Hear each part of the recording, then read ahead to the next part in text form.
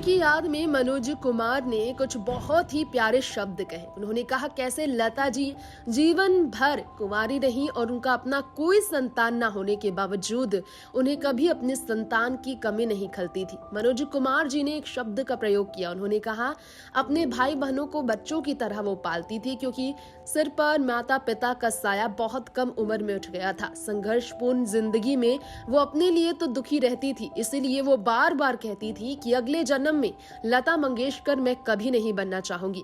अगले जन्म में अगर मुझे ईश्वर ने इस दुनिया में भेजा तो मैं लता मंगेशकर नहीं बनना चाहूंगी, क्योंकि लता की तकलीफ तो लता ही जानती है। ये कहकर हंस पड़ती थी लता दी, क्योंकि वो कभी भी अपने भाई बहनों के सामने भी अपने आंसू नहीं बहाती थी, क्योंकि वो अपने दर्द को भाई बहनों के बीच बांटना तक नहीं चाहती थी। लता मंगेशकर को लेकर मनोज कुमार ने कहा था, मैं उनके लगातार संपर्क में रहता था।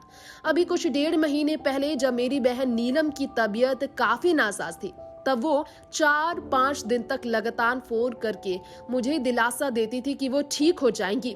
मुझे बहुत ही ज्यादा सांत्वना देने की कोशिश करती थी। मेरा उनसे एक अनोखा रिश्ता था। मैं अकेला आदमी था जो उन्हें दीदी नहीं कहता था।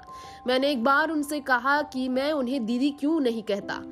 मैंने ये कहा इस बारे में कि दीदी होने से एक रिश्ता होता है, मगर आपसे हमारे कई रिश्ते हैं। एक माँ, बेटी, बहन, मित्र, गुरु, देवी, प्रेमिका जैसे कई रिश्ते जो सभी पावन हैं।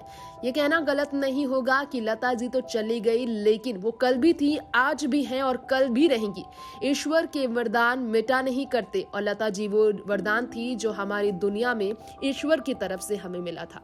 नेक्स्ट 9 न्यूज़ से तृप्ति की रिपोर्ट।